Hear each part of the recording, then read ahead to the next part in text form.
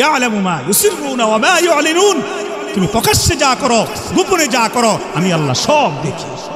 দিনের বেলা নামাজ তো সুন্দর পড়ো, সালাম তো মুরব্বীদেরকে খুব সুন্দরভাবে দাও, হ্যাঁ সবাইকে তো খুব ইজ্জত করো, কিন্তু রাতের বেলা যখন সবাই ঘুমিয়ে যায়, মা ঘুমিয়ে যায়, বাবা ঘুমিয়ে যায়, পৃথিবী স্তব্ধ হয়ে যায়, পৃথিবী শান্ত হয়ে যায়, আস্তে করে মোবাইলটা হাতে নিয়ে তুমি নর্তকীর নাচ দেখো, গুনাহ ব্যভিচার দেখো, নাটকের দৃশ্য দেখো, সিনেমার দৃশ্য দেখো, ওই ইন্ডিয়ান নায়িকার দৃশ্যগুলো দেখে দেখে মজা নাও। তুমি মনে করছো সবাই ঘুমে, কেউ দেখে না। আরে বান্দা, সবাই যখন ঘুমে আমি আল্লাহ সজাগ, তোমার প্রতিটা কাজের হিসাব আমি পাই পাই করে কিয়ামতের ময়দানে বুঝিয়ে দেব, বুঝিয়ে দেব। তুমি কি মনে করছো আমাকে? তোমাকে তো আমি এজন্য পৃথিবীতে পাঠাই না, তোমাকে তো পৃথিবীতে কয়টা ভাত মাছ খাওয়ার জন্য পাঠাই না, তোমাকে তো পৃথিবীর মধ্যে আমি ইনকাম করলা, বিদেশ থেকে টাকা পাঠাইলা, আর ছেলেকে তুমি বড় টাচ মোবাইল ধরাইয়া দিলা, স্ত্রীকে লম্বা টাচ মোবাইল ধরাইয়া দিলা, সে সারাক্ষণ কি করে না করে, কোথায় যায়, কই যায় না যায়, তোমার কিচ্ছুর খবর নাই না। এজন্য তো তোমাকে আমি পৃথিবীতে পাঠাই নাই, তোমাকে একটা লক্ষ্য উদ্দেশ্য দিয়ে পাঠিয়েছি। তোমাকে আমি মানুষ বানাইছি, তোমাকে আমি ইমানদার বানাইছি, তোমাকে কালিমাওয়ালা বানাইছি। এখন ইমানদার হওয়ার পরে তোমার কাজ আমি আল্লাহ যা বলেছি তা মেনে নেওয়া, আমি আল্লাহ যা ছাড়তে বলেছি তা ছেড়ে দেওয়া, ঠিক কিনা? যদি এটা মেনে চলতে পারো, কিয়ামতের ময়দানে আমি আল্লাহ দয়া করে তোমার ছোটখাটো ভুল ত্রুটিগুলো ক্ষমা করে দিয়ে তোমাকে জান্নাতে প্রবেশ করাবো, এবং সেখানে নিয়ে সেখানে আমি আল্লাহ তোমার কথা শুনবো। সুবহান আল্লাহ আমার কথা শুনবে, আল্লাহ জান্নাতি বান্দার কথা শুনবে, এ কথা কোরআনে আছে না? রব্বুল আলামিন বলেন, ওয়ালাকুম ফিহা মা তাশতাহি আনফুসুকুম ওয়ালাকুম ফিহা মা তাদউন। ও বান্দা, দুনিয়ার মধ্যে গুনাহের ক্ষেত্রে একটু সবর করো, হারামের ক্ষেত্রে একটু সবর করো, পরের জমি দখল করার ক্ষেত্রে সাবধান থাকো, পিতামাতার মনে কষ্ট দেওয়ার ক্ষেত্রে একটু সতর্ক হও, সুদ ঘুষ খাওয়ার ক্ষেত্রে একটু সাবধান হও, মানুষের মনে কষ্ট দেওয়ার ক্ষেত্রে সাবধান হও, জুলুম করার ক্ষেত্রে সাবধান হও।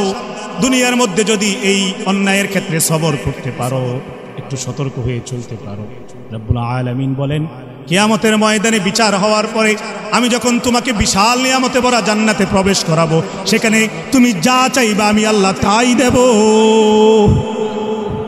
ও বান্দা, তুমি কত খাইবা, কত চাইবা, কি খাবা, কি চাইবা, সব নিয়ামত আমি জান্নাতে রাখছি। হাদাইকা ওয়া আনাবা, এটা এমন এক নিয়ামতে ভরা বাগান যেটার মধ্যে আঙ্গুর ফল, বিভিন্ন রকমের নানান রকমের ফলমূলে ভরা।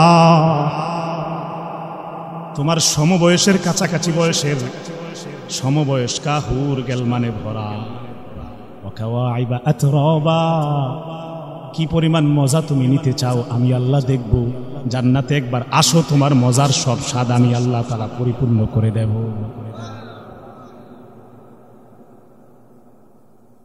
সূরা ওয়াকিয়া খুলে দেখেন, সূরা ওয়াকিয়া খুলে দেখেন, রব্বুল আলামিন জান্নাতের নিয়ামতগুলো কত চমৎকার ভাবে আপনাকে বলতেছেন, আমাকে বলতেছেন।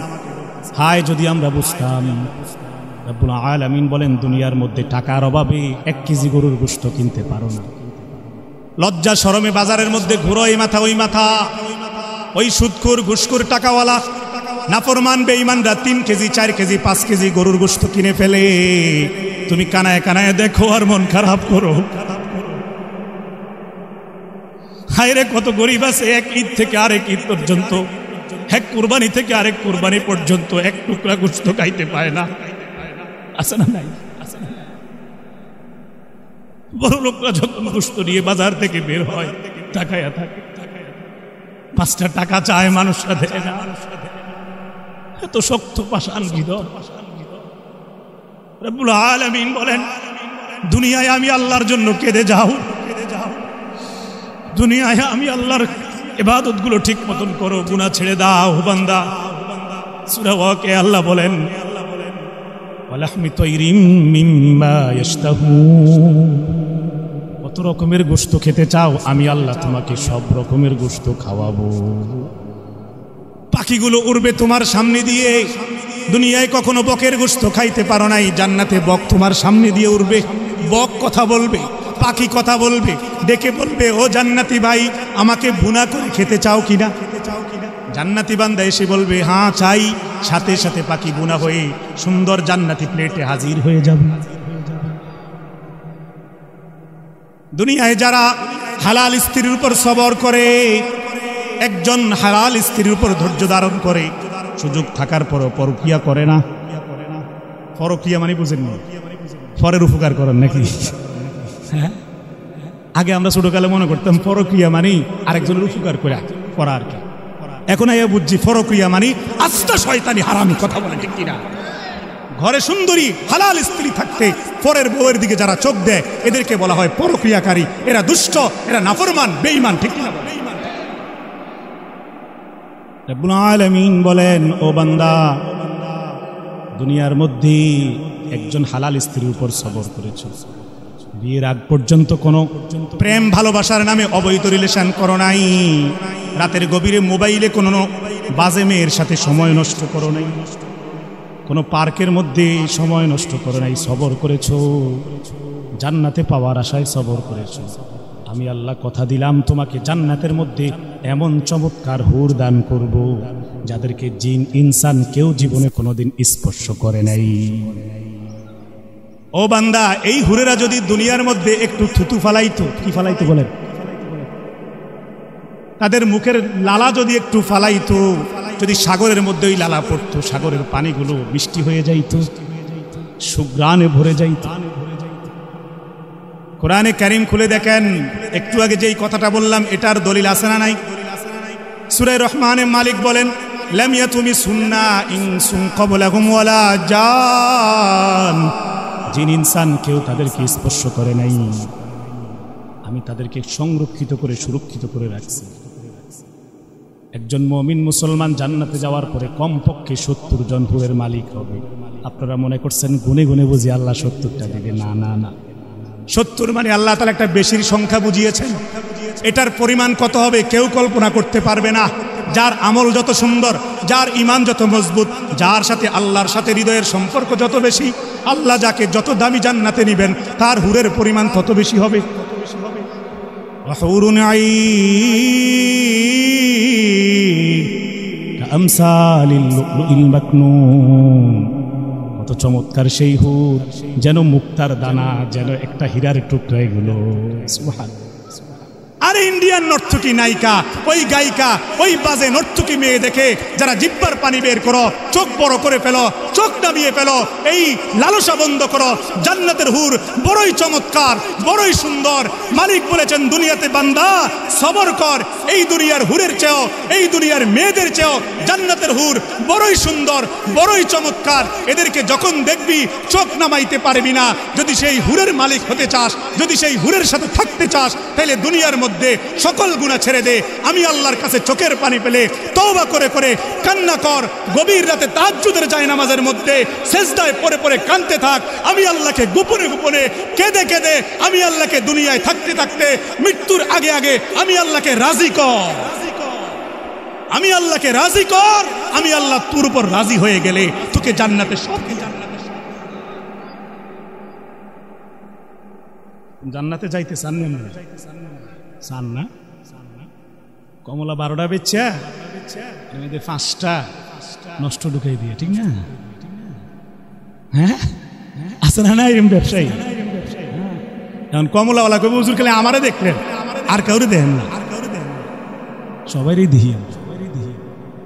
হ্যাঁ, মাছ বাজারে গেলে 4টা 5টা বড় বড় শিং মাছ উঠে দিয়ে লারে, ভিতরে সব চিকন চিকন ট্যাংরা মাছের মতো শিং মাছ। কথা কন, এটি বড়ডি দেশি রং মেরা রাখে, আছে না নাই?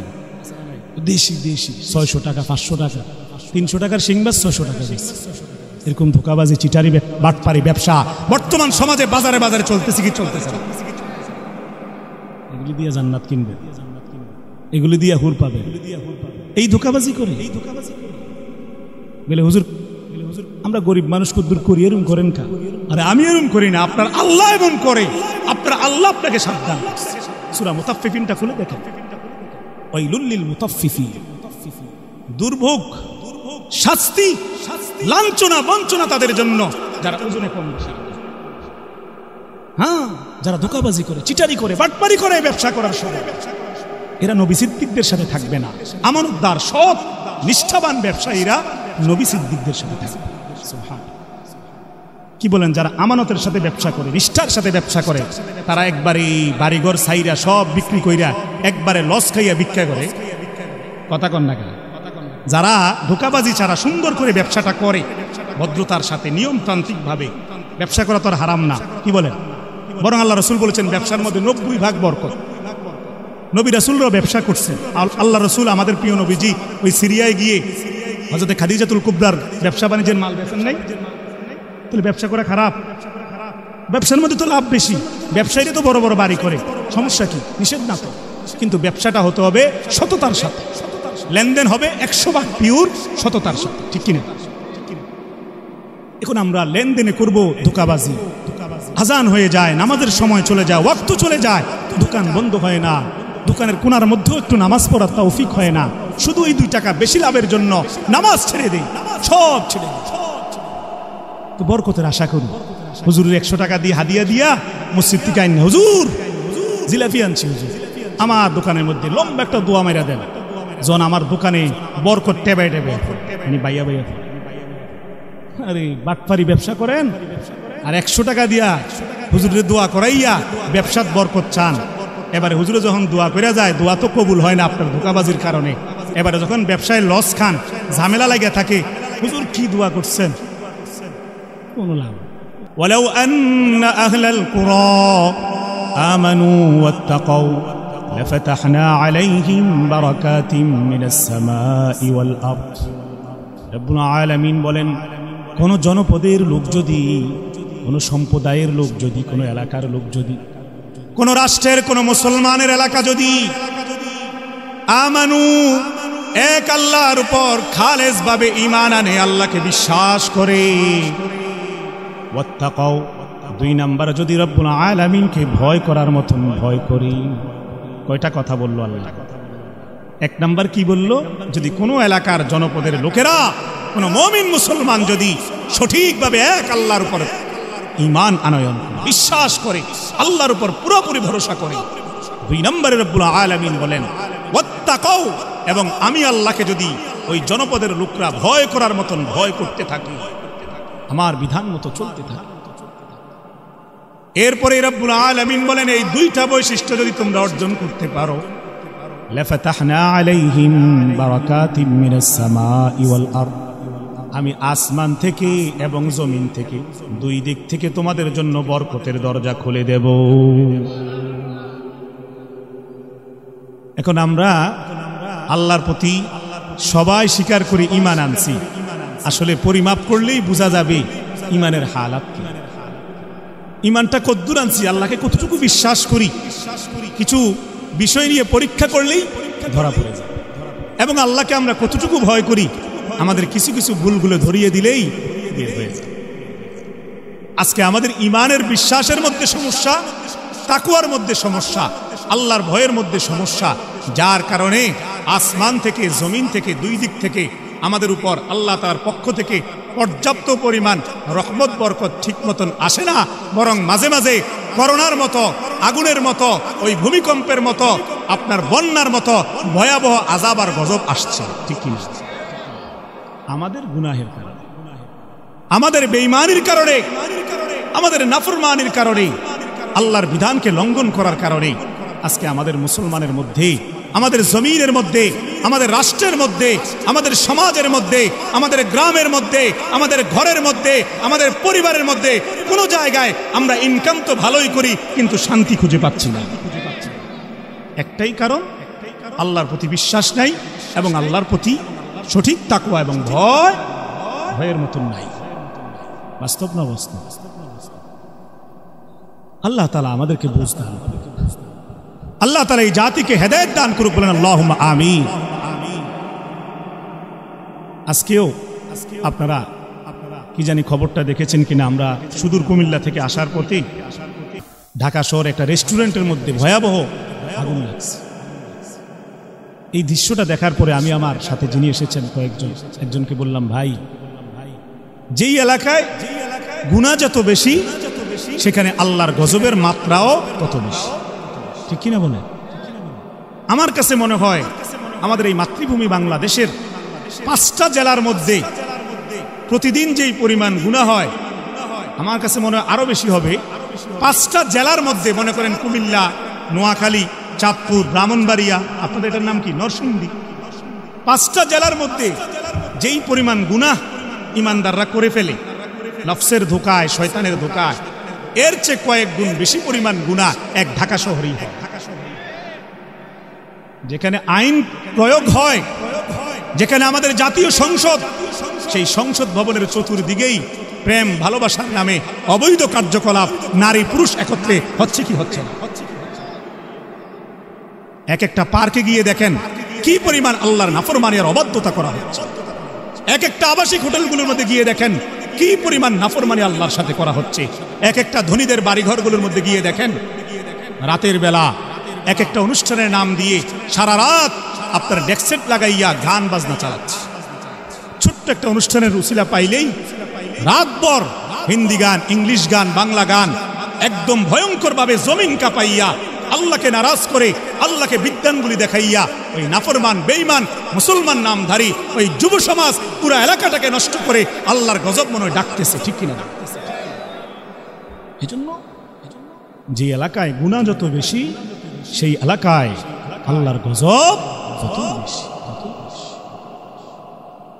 এজন্য আমাদেরকে সতর্ক হতে হবে, সাবধান হতে হবে, আমাদেরকে পরিবর্তন হতে হবে, আমাদের আমলগুলোকে সুন্দর করতে হবে, আমাদের ঈমানকে সুন্দর করতে হবে, আমাদের চলাফেরা সুন্দর করতে হবে, আমাদের আখলাক সুন্দর করতে হবে। আল্লাহ তাআলা আমাদেরকে করার তৌফিক দান করুন। আমার ভাইরা, ভূমিকা স্বরূপ কয়েকটা কথা বললাম, আপনাদের কষ্ট হইতেছে?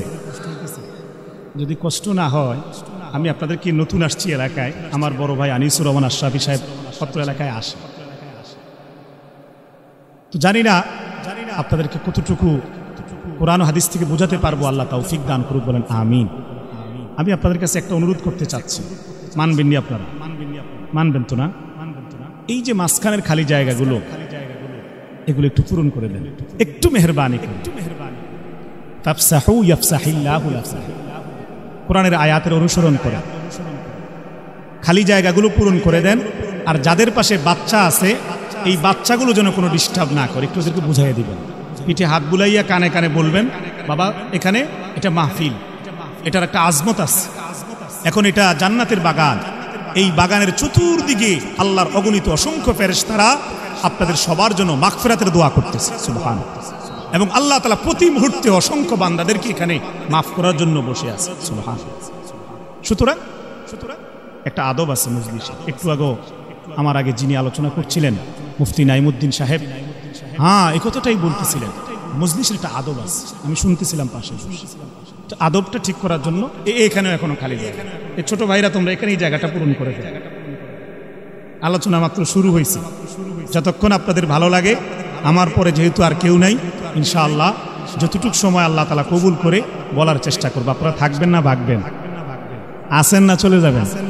আপনারা তো আপনাদের এলাকা যে যেখানে খুব দ্রুত যেতে পারবেন, আমার তো আবার ওই রাতের শেষ রাতে কুমিল্লা যাইতে তাহলে সুতরাং আমার আরো তাড়াতাড়ি বেশি, কিন্তু আমি চেষ্টা করব আপনাদের উপস্থিতি, আপনাদের মনোযোগ যতক্ষণ আছে আমিও আছি, আলহামদুলিল্লাহ।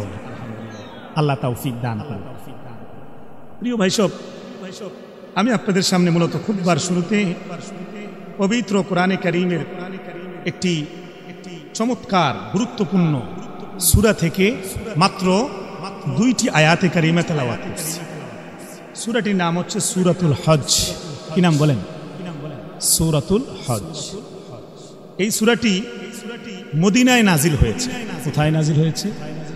যদিও এই ব্যাপারে আমরা তাফসিরের মধ্যে যতটুকু পড়েছি, দেখেছি, তাফসির ইবনে কাসির, তাফসির রুহুল মাআনি সহ বিভিন্ন তাফসির গ্রন্থের মধ্যে আমরা যতটুকু পর্যালোচনা করে পেয়েছি যে সূরাতুল হজ, এই সূরার এটা কিছু অংশ মক্কায়, কিছু অংশ মদিনায় নাজিল হয়েছে। কারণ আল্লাহ রাসূল যখন, ভাই কথা বলো না ভাই, আল্লাহর ওয়াস্তে একটা কথা বলবা না, ভালো না লাগলে চলে যাও, বাড়ি থেকে ঘুমায় যাও, মজলিসটা ডিস্টার্ব করো। আমরা সব ভাই কথা বলার সময় মনোযোগী বানাইতে হবে। আল্লাহর কথা শোনার সময় গাফিল হওয়া যাবে। দয়া করে মনোযোগ দিয়ে শুনুন, সবাই একটু খেয়াল করে শুনুন। যদি কারো ভালো না লাগে আমি জোর করবো না। হ্যাঁ, ওই এক বক্তা আছে না, ওই থামায়া দেয়, মুরব্বী মুরব্বী বসেন, আমরা ওই লোক না। ভালো না লাগলে আপনি চলে যান, কিন্তু যারা আছেন, যতক্ষণ আছেন, দিল দিয়ে আল্লাহর কথা শুনবেন এবং মানার নিয়তে শুনবেন এবং এখান থেকে কিছু কথা নিয়ে আজকে থেকে আমল করার চেষ্টা করবেন। বলেন ইনশাআল্লাহ। শেষবারের মতো সতর্ক করলাম ভাইয়া, আমি আরেকবার যেন ধমক দিতে না হয়, কেউ দুষ্টামি করবেন না। আমার ভাইরা যেটা বলতেছিলাম, তাফসীরের মধ্যে পাওয়া গেছে সূরাতুল হজ, যদিও এখানে সূরাতুল হজ্জি মাদানিয়া এরকম লেখা আছে, মদিনায় নাজিল হয়েছে, কিন্তু মুফাসসিরিনে কেরাম বলেন আল্লাহ রাসূল সাল্লাল্লাহু আলাইহি সাল্লাম মক্কায় 13 বছর ইসলামের দাওয়াত দেওয়ার পরে যখন মদিনায় হিজরত করতেছিলেন, এই হিজরত করার পূর্ব মুহূর্তে মক্কায় থাকতেই কিছু আয়াত নাজিল হয়েছে এবং হিজরত করার পরে মদিনায় যাওয়ার পরেও সূরা হজের কিছু আয়াত নাজিল হয়েছে। যার কারণে এটা কি মক্কি সূরা না মাদানী সূরা, এটা নিয়ে একটু মতভেদ। আমার কথা হইল, এটা মক্কায় নাজিল হোক নাহলে মদিনায় নাজিল হোক, আমাকে কোনো অসুবিধা আছে? আরে জোরে কর না। আমাদের বিষয় হচ্ছে এখানে আল্লাহ কি বলছেন, এটা কোরআনের সূরা, কোরআনের আয়াত, এগুলো আমরা এটা শুধু জানবো, বুঝবো, ঠিক কিনা বলে। অসংখ্য কমে কথাগুলো শুধু বললাম। প্রিয় ভাই সব, এই সূরার মধ্যে আয়াত আছে 78টা। কয়টা আয়াত? 78টি আয়াত। এই 78 আয়াতের মধ্যে মাত্র 2টা আয়াত আপনাদের সামনে আমি তেলাওয়াত করছি। রব্বুল আলামিন যদি তৌফিক দান করে, আপনাদের যদি মনোযোগ থাকে, এই 2 আয়াতের সাধারণ অনুবাদ, সরল অনুবাদ এবং এর সাথে প্রাসঙ্গিক কিছু ব্যাখ্যা বিশ্লেষণ তাফসীর করার আল্লাহ তাআলা যদি তৌফিক দেয়, আপনাদের সামনে চেষ্টা করব ইনশাআল্লাহ। আল্লাহ তৌফিক দিক, বলেন আমিন। প্রিয় হাজরিন, দেখেন আমরা আবারও সূরা হজের এই 2টা আয়াত থেকে একটু তেলাওয়াত করি। আল্লাহ তাআলা আমাদেরকে এখানে কি বলতে চাচ্ছেন একটু দেখি, কি বলেন, শুনবেন তো ইনশাআল্লাহ। রব্বুল আলামিন সূরাতুল হজের প্রথম আয়াতের মধ্যে বলেন, ইয়া আইয়ুহান নাসুত্তাকু রাব্বাকুম ইন্না যালজালাতাস সাআতি শাইউন আযীম। রব্বুল আলামিন গোটা জগতের, তামাম জগতের সমস্ত সৃষ্টিজীব, আশরাফুল মাখলুকাত মানুষদেরকে আহ্বান করে একটা ডাক দিলেন, ইয়া আইয়ুহান নাস। আল্লাহ রাব্বুল আলামিন সকল মানুষকে উদ্দেশ্য করে বললেন একটা কথা, ইয়া আইয়ুহান নাস, ও দুনিয়ার মানুষ, যেহেতু আমি আল্লাহ হচ্ছি রব, আমি আল্লাহ তোমাদের সৃষ্টিকারী, সুতরাং তোমাদেরকে আমি মানুষ বলে ডাক দিলাম। তোমরা আমার সৃষ্টিজীব, শ্রেষ্ঠ একটা সৃষ্টিজীব হচ্ছ মানুষ, তোমাদেরকে আমি একটা ডাক দিলাম। এবার আমরা যেন মনোযোগী হলাম, আমরা যেন বললাম, আল্লাহ অবশ্যই আপনি আমাদের রব। কি বলেন, সন্দেহ আছে না নাই? সন্দেহ নাই, আল্লাহ আমাদের রব কিনা বলেন। ও রব্বুল আলামিন, আমরা স্বীকার করলাম, অবশ্যই স্বীকার করি আপনি আমাদের রব। এবার আপনি বলেন আমাদেরকে কি বলতে চান। রব্বুল আলামিন বলছেন, ইত্তাকু রাব্বাকুম, যদি তোমরা আমি আল্লাহকে রব হিসাবে স্বীকৃতি দাও, স্বীকার করেই নাও, তাইলে তোমাদের কাজ হচ্ছে আমি রব্বুল আলামিনকে সঠিকভাবে ভয় করো। কিভাবে ভয় করতে বলছে? জোরে বলেন, কিভাবে? সঠিকভাবে যে ভয় করবেন, এটার সিস্টেম একটু কই। হ্যাঁ, আমরা যেভাবে করি আর কি। মনে করেন হজ করছি 2 বার। একজন ব্যক্তি কি বলে যে আমি হজ করছি 2 বার, আমি আলহাজ হাজী সাহেব। হ্যাঁ, আমি মসজিদে অনেক টাকা দান করি, মসজিদের কার্পেটটি দেখেন না, এটা আমার টাকা দিয়ে, মসজিদের ওযুখানা আমার টাকা দিয়ে, মাহফিলে আমি বড় অঙ্কের টাকা দিই প্রতি বছর।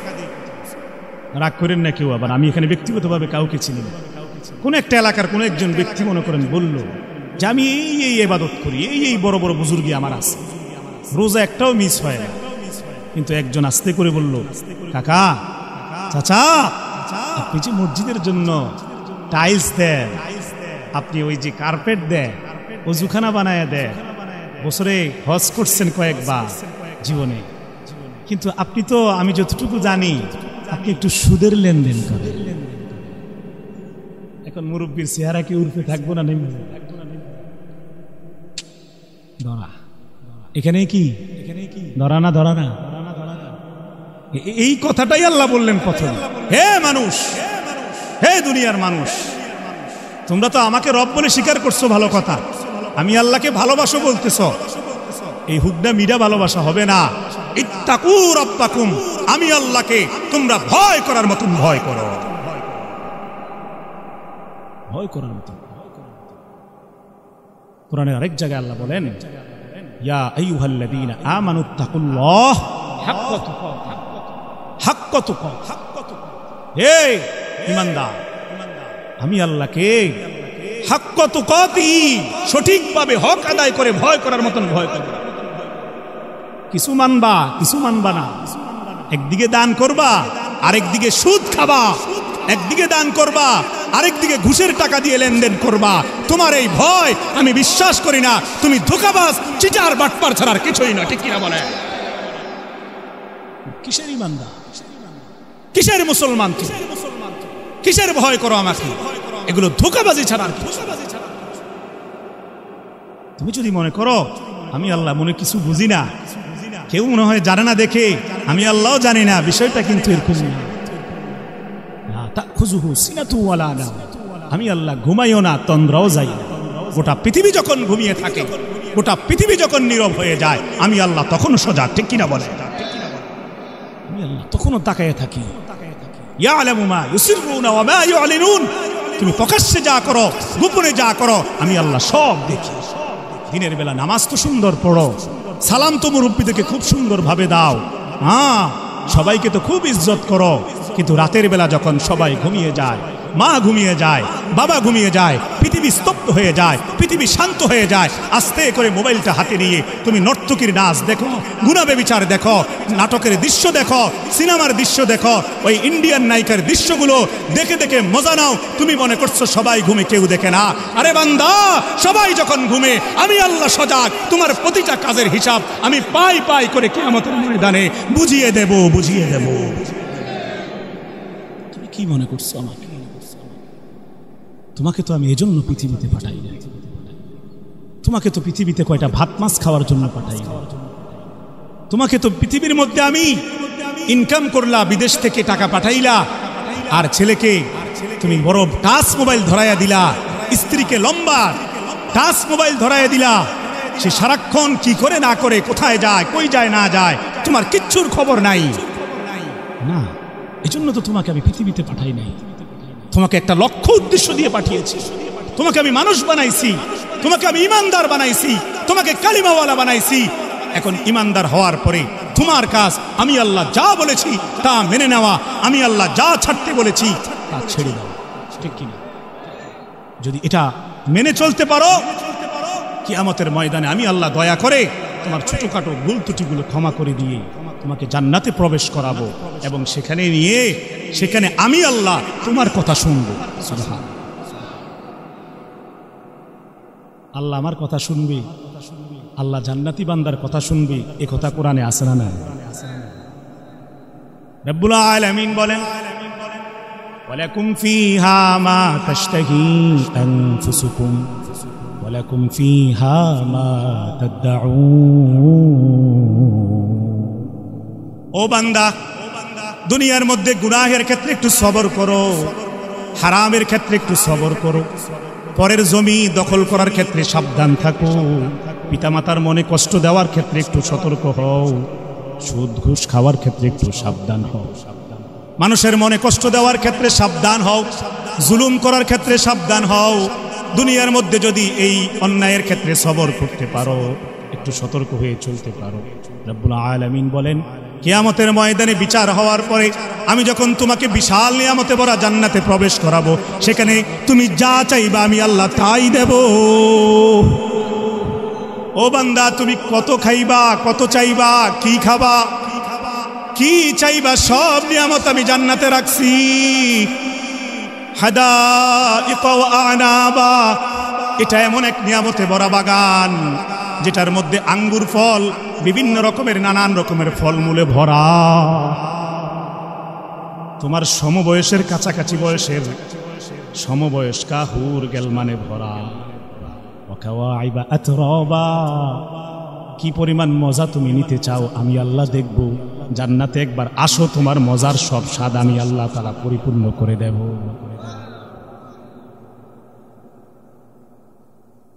সূরা ওয়াকিয়া খুলে দেখেন, সূরা ওয়াকিয়া খুলে দেখেন রব্বুল আলামিন জান্নাতের নিয়ামতগুলো কত চমৎকার ভাবে আপনাকে বলতেছেন, আমাকে বলতেছেন। হায় যদি আমরা বুঝতাম। রব্বুল আলামিন বলেন দুনিয়ার মধ্যে টাকার অভাবে 1 কেজি গরুর গোশত কিনতে পারো না। লজ্জা শরমে বাজারের মধ্যে ঘুরো এই মাথা ওই মাথা, ওই সুদখোর ঘুষখোর টাকাওয়ালা নাফরমান বেঈমানরা 3 কেজি 4 কেজি 5 কেজি গরুর গোশত কিনে ফেলে। তুমি কানায় কানায় দেখো আর মন খারাপ করো। হায়রে কত গরিব আছে এক ঈদ থেকে আরেক ঈদ পর্যন্ত, এক কুরবানি থেকে আরেক কুরবানি পর্যন্ত এক টুকরা গোশত খাইতে পায় না। আছে না নাই? বড় লোকরা যখন গোশত নিয়ে বাজার থেকে বের হয় তাকায়া থাকে, 5টা টাকা চায় মানুষরা দেয় না। এত শক্ত পাষাণ হৃদয়। রব্বুল আলামিন বলেন দুনিয়ায় আমি আল্লাহর জন্য কেঁদে যাও, দুনিয়ায় আমি আল্লাহর ইবাদত গুলো ঠিক মতন করো, গুনাহ ছেড়ে দাও বান্দা। সূরা ওয়াকিয়া আল্লাহ বলেন ওয়ালাহমি তায়রিম মিম্মা ইয়াশতাহুন, কত রকমের গোশত খেতে চাও আমি আল্লাহ তোমাকে সব রকমের গোশত খাওয়াবো। পাখিগুলো উড়বে তোমার সামনে দিয়ে। দুনিয়ায় কখনো বকের গোশত খাইতে পারো নাই, জান্নাতে বক তোমার সামনে দিয়ে উড়বে। বক কথা বলবে, পাখি কথা বলবে, ডেকে বলবে ও জান্নাতি ভাই আমাকে ভুনা করে খেতে চাও কিনা। জান্নাতি বান্দা এসে বলবে হ্যাঁ চাই, সাথে সাথে পাখি ভুনা হয়ে সুন্দর জান্নাতি প্লেটে হাজির হয়ে যাবে। দুনিয়ায় যারা হালাল স্ত্রীর উপর সবর করে, একজন হালাল স্ত্রীর উপর ধৈর্য ধারণ করে, সুযোগ থাকার পরও পরকিয়া করে না। পরকিয়া মানে বুঝেন না, পরের উপকার করেন নাকি? হ্যাঁ, আগে আমরা ছোটকালে মনে করতাম পরক্রিয়া মানে আরেকজনের উপকার করা আর কি। এখন আইয়া বুঝছি পরক্রিয়া মানে আস্তা শয়তানি হারামি কথা বলে, ঠিক কিনা? ঘরে সুন্দরী হালাল স্ত্রী থাকতে পরের বউয়ের দিকে যারা চোখ দেয় এদেরকে বলা হয় পরক্রিয়াকারী, এরা দুষ্ট, এরা নাফরমান বেঈমান, ঠিক কিনা? রব্বুল আলামিন বলেন ও বান্দা দুনিয়ার মধ্যে একজন হালাল স্ত্রীর উপর সবর করেছ, বিয়ের আগ পর্যন্ত কোনো প্রেম ভালোবাসার নামে অবৈধ রিলেশন করো নাই, রাতের গভীরে মোবাইলে কোনো বাজে মেয়ের সাথে সময় নষ্ট করো নাই, কোনো পার্কের মধ্যে সময় নষ্ট করো নাই, সবর করেছ, জান্নাতে পাওয়ার আশায় সবর করেছ। আমি আল্লাহ কথা দিলাম তোমাকে জান্নাতের মধ্যে এমন চমৎকার হুর দান করব যাদেরকে জিন ইনসান কেউ জীবনে কোনোদিন স্পর্শ করে নাই। ও বান্দা এই হুরেরা যদি দুনিয়ার মধ্যে একটু থুতু ফালাইতো, কি ফালাইতো বলেন, তাদের মুখের লালা যদি একটু ফালাইতো, যদি সাগরের মধ্যে ওই লালা পড়তো, সাগরের পানিগুলো বৃষ্টি হয়ে যাইতো, সুগ্রানে ভরে যাইতো।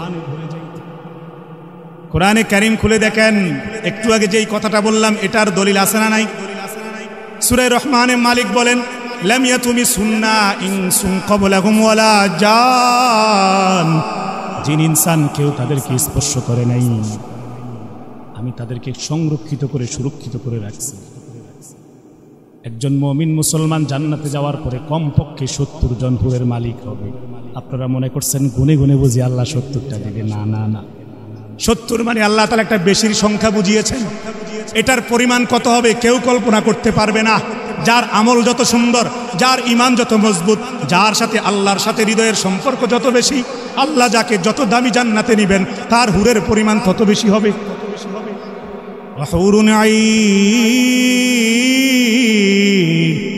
কামসালিল লুলুল মাকনুন, কত চমৎকার সেই হুর, যেন মুক্তার দানা, যেন একটা হীরার টুকরা। এগুলো সুবহানাল্লাহ।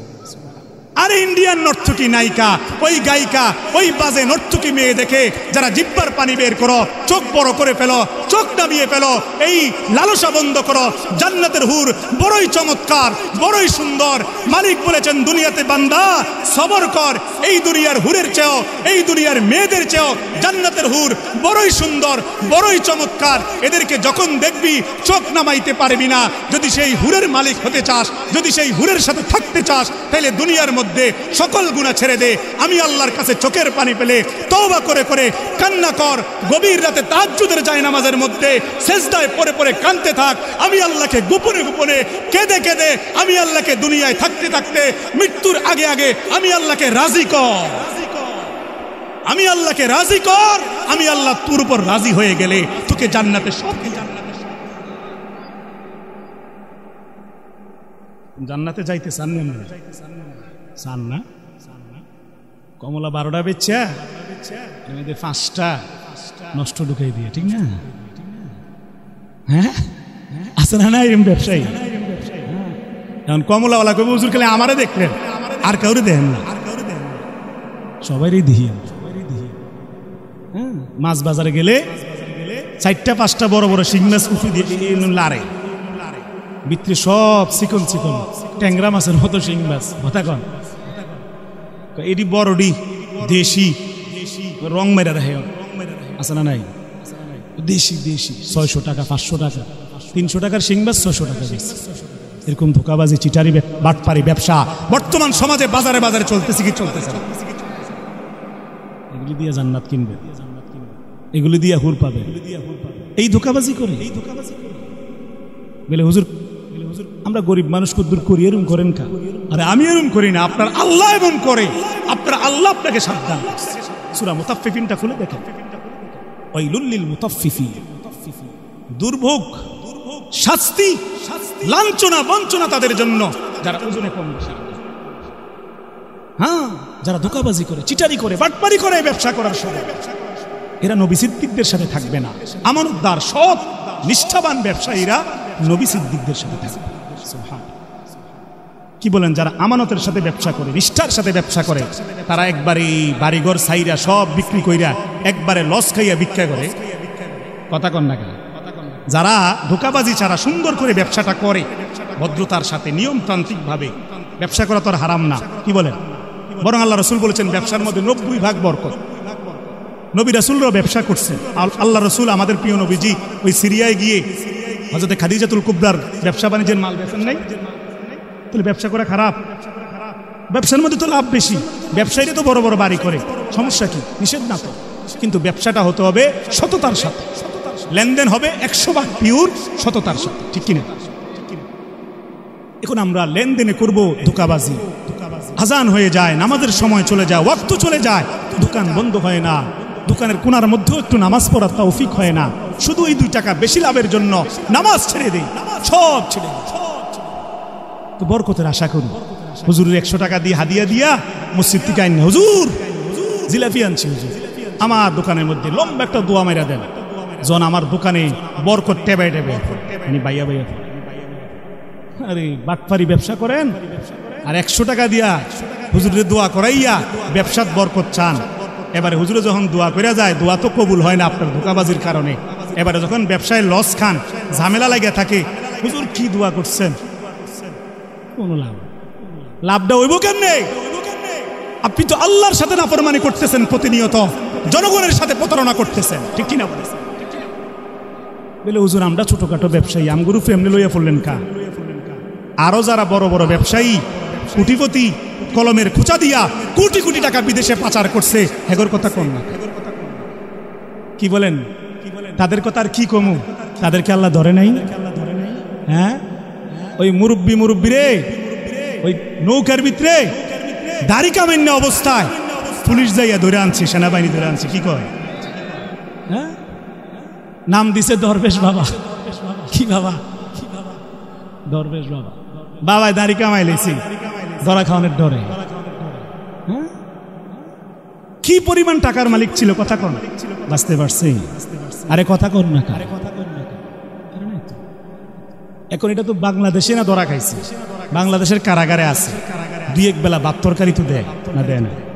যদিও মাঝে মাঝে দুই একটা ডিম ডুম যদিও দেয় পিছন দিয়া, কিন্তু ভাত তরকারি তো কিছু দেয়। হ্যাঁ, কিন্তু রব্বুল আলামিন যেদিন ধরবেন, কিয়ামতের ময়দানে যেদিন হিসাব শুরু করবেন, সেদিন আল্লাহ তাআলা তো দুই এক বেলা ভাত দিয়ে হিসাব করবেন নাকি? যখন জাহান্নামে ফেলে দেবেন, ধরে টেনে ইসলে যখন জাহান্নামে ফেলা হবে, সেদিন বাঁচতে পারবে? আল্লাহ যদি মাফ না করে, এই ধরনের বাটপার চিটার যারা আমার মাতৃভূমির সম্পদ, এই কৃষকের ঘাম জড়ানো সম্পদগুলো বিদেশে পাচার করছে, বিদেশে বাড়ি করছে, বিদেশে লেনদেন করছে, টাকাগুলো বিদেশে পাঠাইয়া আমার দেশের মানুষকে 1 কেজি গরু গোশত কেনার তৌফিক দেয় নাই, আমার দেশের ইলিশ মাছ ওই ভারতের দাদাবাবুকে খুশি করার জন্য পাঠাইয়া দিছে। আমার মাতৃভূমির এই উর্বর জমিন থেকে তৈরি হওয়া, বের হওয়া গ্যাসের খনি থেকে গ্যাসগুলো বিদেশে পাচার করছে। এই দেশের জনগণের হক জনগণকে বুঝাইয়া দেয় নাই।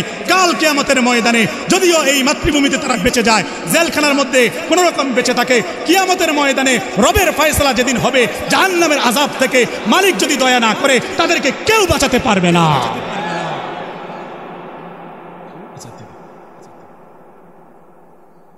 আল্লাহ, সুতরাং এই আগেই বলছিলাম, যার যে এলাকায় গুনাহ যত বেশি, আযাব তত, যার পাপ যত বড়, তার শাস্তি তত বড়।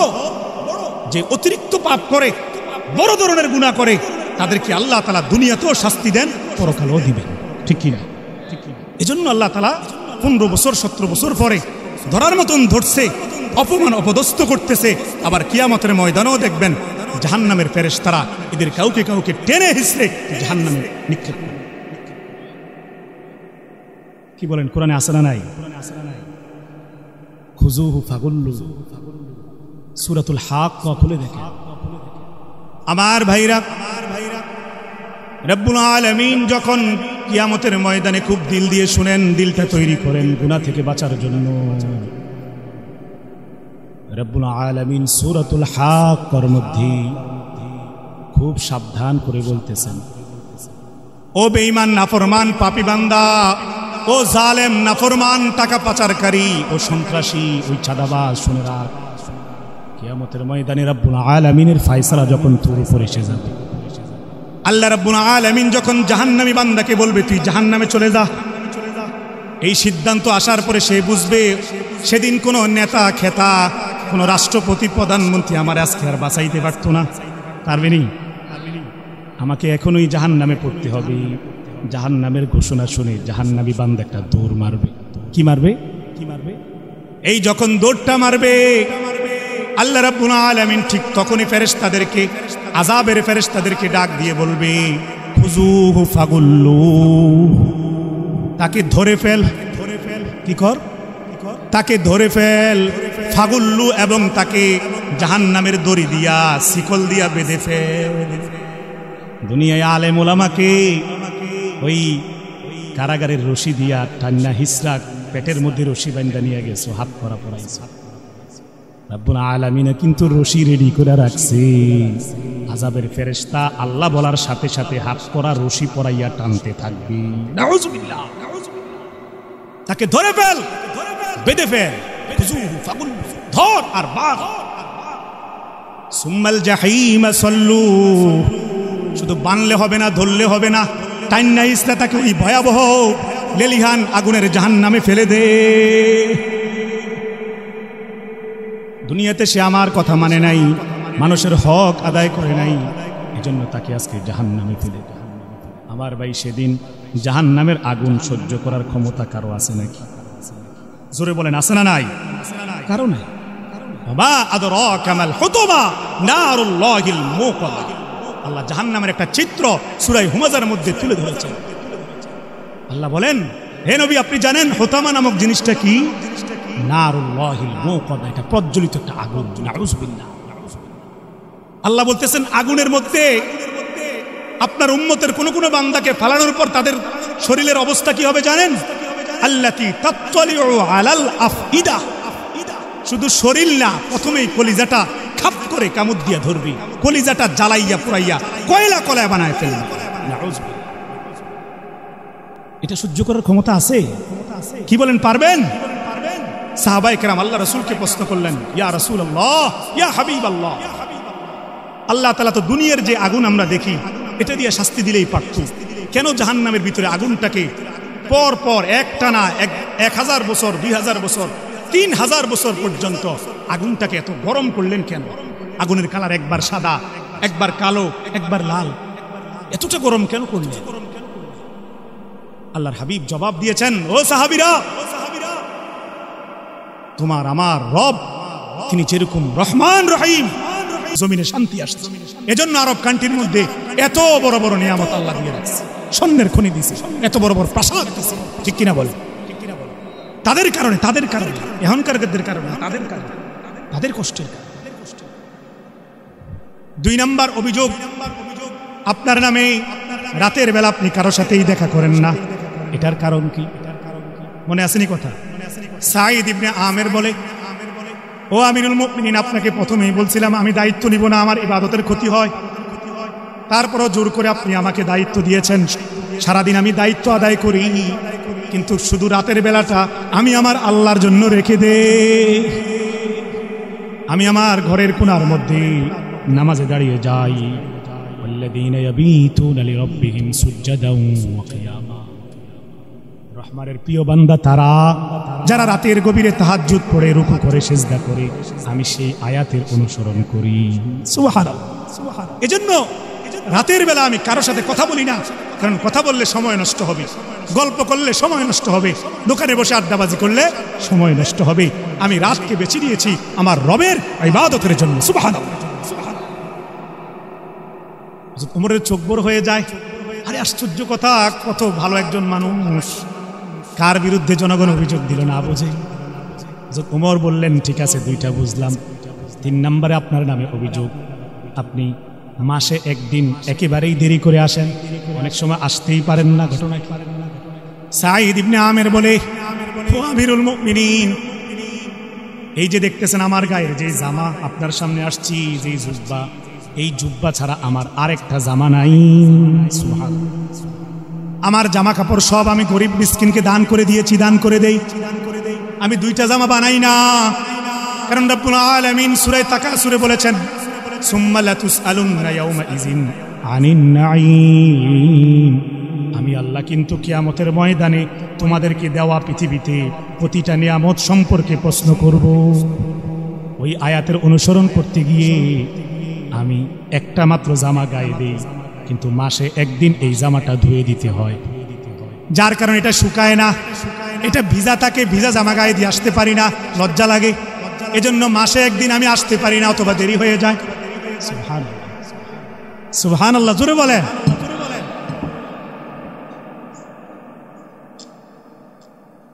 অভিযোগ কি? 4 নম্বর অভিযোগ সাঈদ ইবনে আমেরের বিরুদ্ধে, আপনি যে মাঝে মাঝে হঠাৎ করে দরবারে সবার সামনে বিচার চলা অবস্থায় বেহুশ হয়ে যান, আবার বাজারের মধ্যে হঠাৎ করে পড়ে যান, মির্গি রোগীর মতো ছটফট করে বিড়বিড় করে পাগলের মতন কি জানি বলেন, এটার কারণ কি?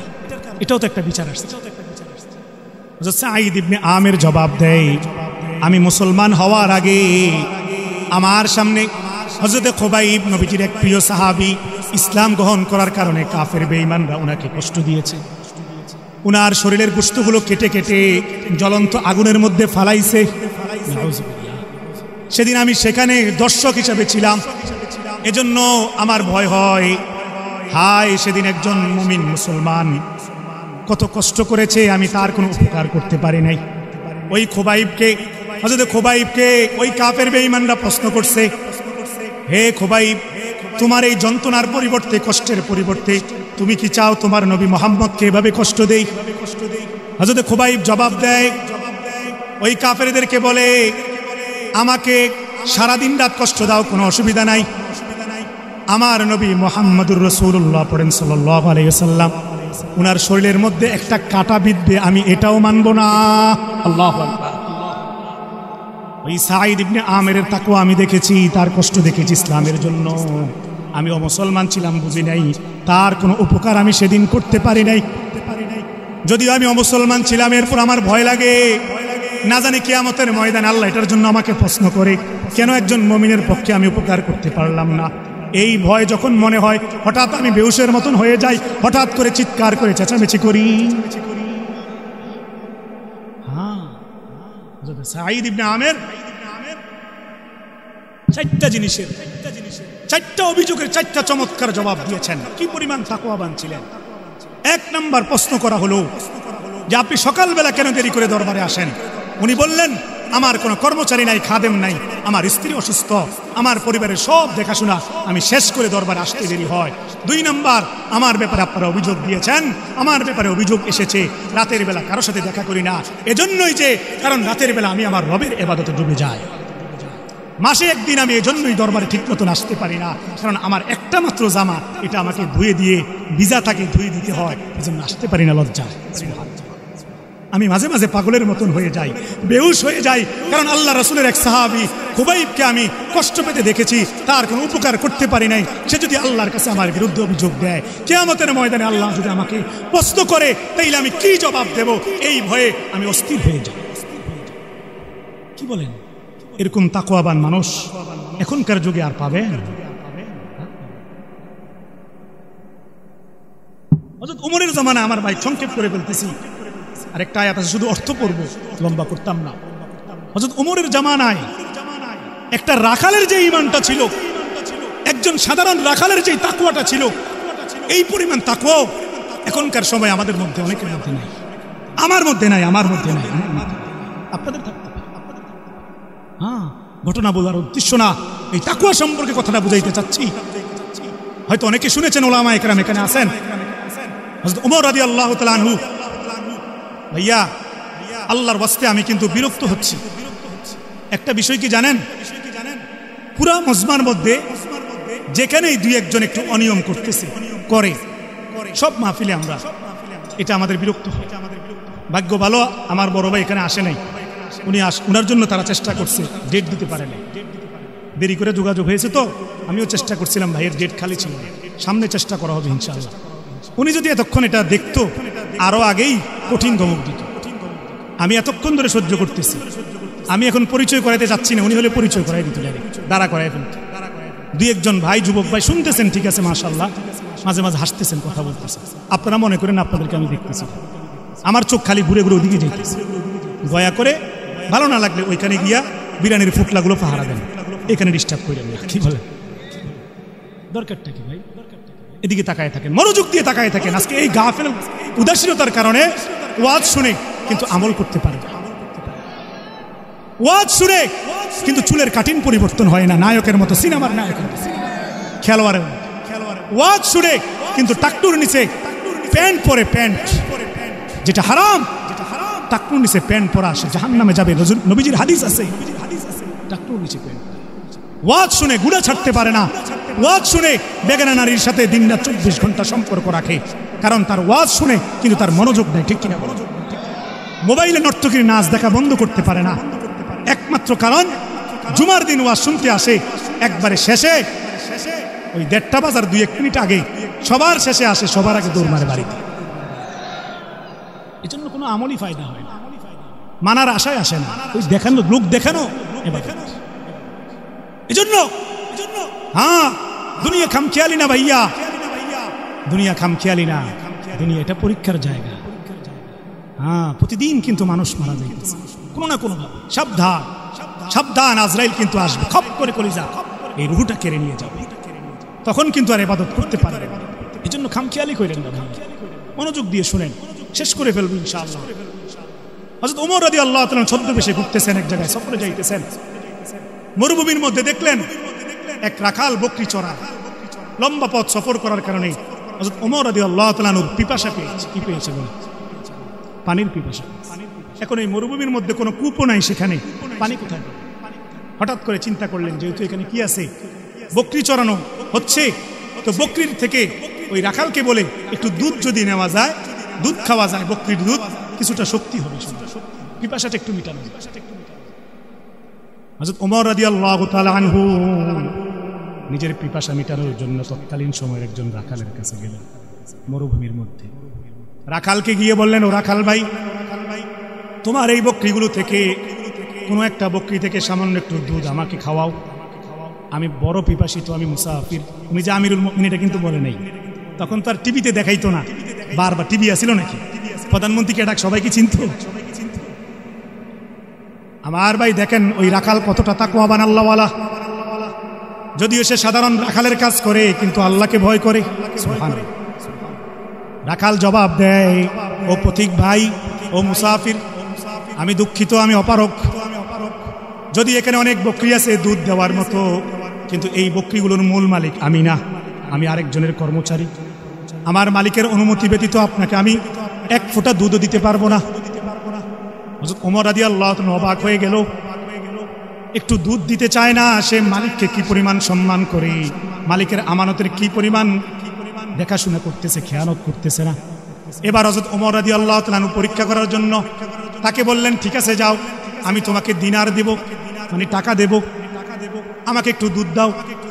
সে বলল, টাকা দিলেও লাভ হবে না, মালিকের অনুমতি ছাড়া দিতে পারবো না। হযরত ওমর রাদিয়াল্লাহু তাআলা আনহু ওই রাখালকে পরীক্ষা করার জন্য এবার তৃতীয় আরেকটা প্রশ্ন করলেন, আরেকটা কথা বললেন, ও রাখাল ভাই শুনো, ঠিক আছে যাও, এতগুলো বকরি, এখান থেকে আমার কাছে একটা বকরি বিক্রি করে ফেলো, আমি তোমাকে উপযুক্ত টাকা দিমু। রাখাল জবাব দেয়, যেখানে দুধ দিতে পারলাম না, বকরি কেমনে বিক্রি করবো? হযরত ওমর রাদিয়াল্লাহু তাআলা আনহু বলে, ও রাখাল ভাই, এতগুলো বকরি, পাশে জঙ্গল আছে, তোমার মালিককে গিয়ে বলবা জঙ্গল থেকে বাঘ এসে একটা বকরি খেয়ে ফেলছে, এটা বানায়া কথা বলবা। হযরত ওমর কিন্তু বাটপারি শিখাইতেছে না, পরীক্ষা করতেছে তাকে, তার তাকওয়া এবং ঈমান কেমন। সুবহানাল্লাহ। সাহাবায়ে কেরাম বাটপারি শিখায় না, চিটারি শিখায় না। হ্যাঁ, মাইকের সামনে মিডিয়া কথা কইয়া নেতাদেরকে বিদেশে টাকা পাচার করায় না। সুবহানাল্লাহ। হযরত ওমর রাদিয়াল্লাহু তাআলা আনহু বললেন, একটা বকরি বিক্রি করে ফেলো। ওই রাখাল এবার জবাব দেয়, আপনি যত কথাই বলেন, যত কথাই শিখাই দেন, যত টাকাই দেন, আমি বকরি বিক্রি করতে পারবো না, এটা আমার মালিকের অনুমতি ছাড়া হবে না। হযরত ওমর বললেন, আরে ভাই, তোমার মালিক তো অনেক দূরে আছে, বাড়িতে আছে, মালিক তো আর দেখতেছে না, তুমি বানায় বলে ফেলবা। রাখাল জবাব দেয়, ফাআইনাল্লাহ ফাআইনাল্লাহ ফাআইনাল্লাহ। ও মুসাফির, ও পথিক ভাই, তুমি কেমন মুসলমান, আমাকে কিভাবে ধোঁকাবাজি শিখাচ্ছ? আমার মালিক দেখতেছে না, ঠিক আছে, কিন্তু যিনি আমার মালিক, আমার মালিকেরও মালিক, আমার রব খোদা তো দেখতেছে। আমার আল্লাহ তো ঘুমায় না, আমার আল্লাহ তো তন্দ্রা যায় না, আমার আল্লাহ তো তোমার আমার জন্য ঘুমানোর জন্য দুনিয়াকে সাজায় রাখছে। আমার ভাই কি বলেন, আল্লাহ তাআলা এই পৃথিবীটাকে, জমিনটাকে আমাদের ঘুমানোর জায়গা বানান নাই? কোরআনে আয়াত আছে না নাই? সূরা নাবা খুলে দেখেন আমার ভাই, সূরা নাবাটা খুলে দেখেন, আল্লাহ বলেন, আলাম নাজআলিল আরদা মিহাদা, আমি জমিনকে তোমাদের জন্য বিছানা হিসেবে বানাইছি। সুবহানাল্লাহ। ওয়াল জিবালা আওতাদা, এই জমিনটা যেন না হেলে না দুলে, এজন্য জমিনের মধ্যে পেরেক হিসাবে উঁচা উঁচা বড় বড় পাহাড়গুলো আমি তোমাদের জন্য বসায় দিছি। সুবহানাল্লাহ। ওয়া খালাকনাকুম আজওয়াজা, তোমাদেরকে আদম এবং হাওয়া থেকে জোড়ায় জোড়ায় পুরুষ মহিলা হিসেবে সৃষ্টি করেছি। ওয়া জাআলনা নাওমাকুম সুবাতা, তোমাদেরকে রাতটাকে আমি বানাইছি যেন বিশ্রাম করতে পারো। ওয়া জাআলনাল লাইলা লিবাসা, এবং রাতটাকে অন্ধকার করে দিয়েছি যেন তোমাদের ঘুমাইতে ডিস্টার্ব না হয়। ওয়া জাআলনান নাহারা মাশা, এবং দিনটাকে বানাইছি তোমাদের কাজের জন্য, লাইট একটা লাগাই দিছি, সূর্য। সুবহানাল্লাহ। সারা পৃথিবীর মধ্যে হাজার হাজার লাইট, রাতের বেলা, সকালবেলা আপনার আমার মালিক একটা মাত্র লাইট লাগায় দেয়, সূর্য নামক লাইট, এটা দিয়ে গোটা পৃথিবী কাজকর্ম করে। সুবহানাল্লাহ। কেমন আল্লাহ! ওয়াবানাইনা ফাওকাকুম সাবআন শিদাদা, আল্লাহ বলেন, আমি তোমাদের জন্য তোমাদের মাথার উপরে একটা না, একটার পর একটা মোট 7টা আসমানকে ধরে রাখছি, কোনো সময় এটা ভেঙে পড়ে না, আমার অর্ডার ছাড়া ভেঙে পড়বে না, কিয়ামত পর্যন্ত পড়বে না।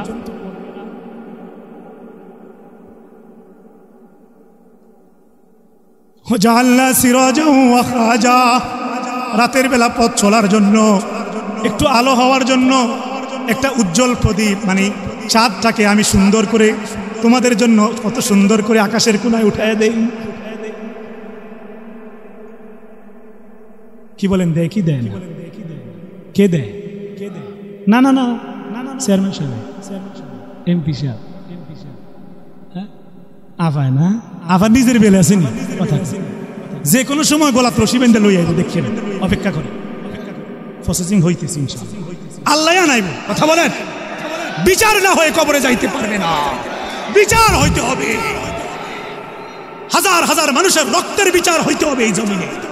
ওলামায়ে কেরামকে যে কষ্ট দিয়েছে, 3টা বছর পর্যন্ত ওলামায়ে কেরামকে জেলখানার মধ্যে কষ্ট দিয়েছে, এর বিচার বাংলার জমিনে হবে হবে হবে।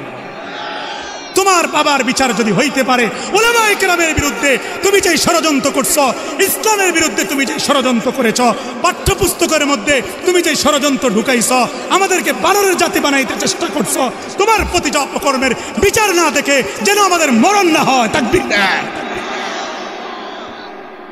কেউ মুসলমান নাই, তাকবীর দেন, মুসলমান নাই, তাকবীর দেন, তাকবীর দেন।